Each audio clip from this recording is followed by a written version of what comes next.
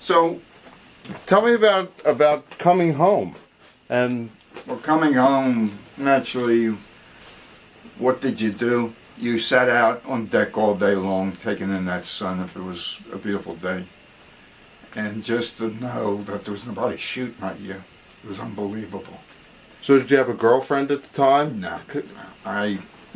So you came home to your I parents? came home to my parents, and that was when I got home.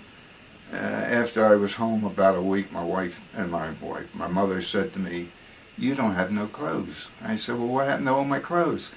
She says, "I threw them away because I figured you weren't going to be able to wear when you came home, you know." So she says, "I want you to go down to Chestnut Street and Walnut Street," and she says, "Remember, it's south of Market." I said, "Mom, I know where it is." So I go down, and what happened? I wound up north of Market on Spruce Street. Oh, well, that's Arch still Street, south. Arch Street, Okay. Arch Street. And I'm walking down the street, and I say to myself, I must be on the wrong street. It's all this is electronic places around here. And all of a sudden I see this place with a flag, American flag, hanging out. So I says, well, I wonder what's going on there. And I walk in, and in there, they just opened, they're giving out sandwiches and drinks, and it's a place called Almo Electronics. And I walk in, and as I walk in, I see on the floor is all the equipment I operated during the war. He must have bought it in surplus. So somebody comes in, he comes up to me and he says, "You know anything about that equipment on the floor?" I said, "Yeah, I operated during the war."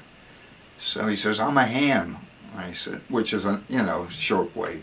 So I said, "What do you want to do?" He says, "Well, I want to see if I can work it with my equipment." I said, "You can, but there's only one thing. You got to put a high antenna up on the roof." He said, "Well, I have an antenna up now."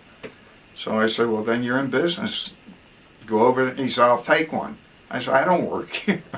I stopped in to get a sandwich and a drink like everybody else.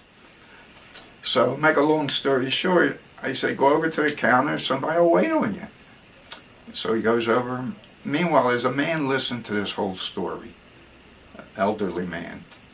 And when he went, I sent him over there, then he said to me, he says, "How would you like to come to work for me?"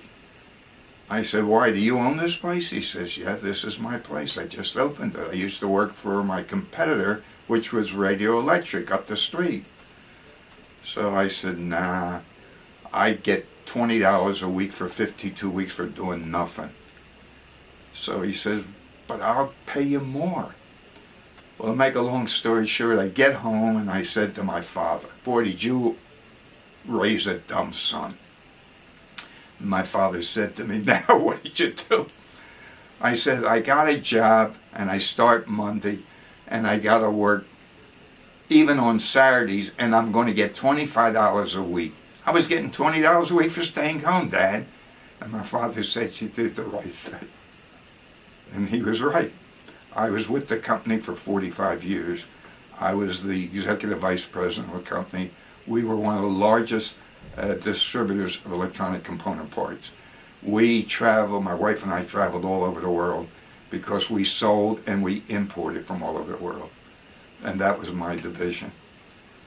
Since I was overseas a lot and knew a lot of the places, they put me in charge of that division. And that's what I did.